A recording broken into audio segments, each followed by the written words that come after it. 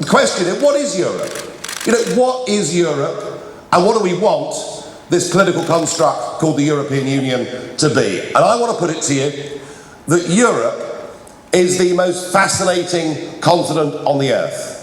Within a very, very short geography, 50 miles, 100 miles, we find different peoples, speaking different languages, with different histories, different cultures, different wines, different cheeses. You know, America's pretty boring, isn't it? Australia's pretty boring by comparison. You drive 2,000 miles. And it's a monoculture. Europe is a fantastic, amazing and fascinating place. And the argument 20 years ago was that it would be a massive benefit for Britain to be in the euro, because when we went on holiday to Spain, do you remember all this?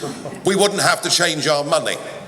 Now, I think you in this industry are intelligent enough to realise that the whole point of going on holiday is actually, it was really rather fun, wasn't it?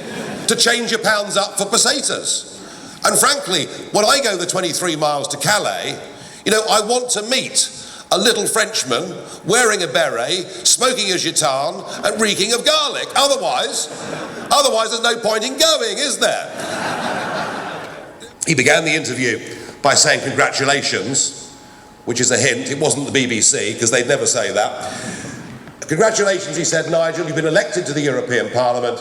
He said, next week you'll be off on Eurostar, and you'll arrive in Brussels, and on your desk, you'll find a never-ending list of invitations to lunches, to dinners, to champagne receptions. Do you think, he said, you'll become corrupted by the lifestyle?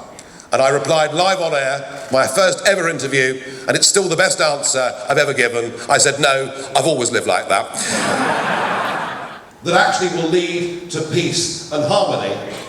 There is actually a very great danger that if you take people and against their will attempt to corral them into a new state with a new identity, with a new passport, with a new police force, ultimately with a new army, that far from that giving you a Europe of peace and harmony, you're actually very much in danger of doing what we did in 1920 when we created Yugoslavia.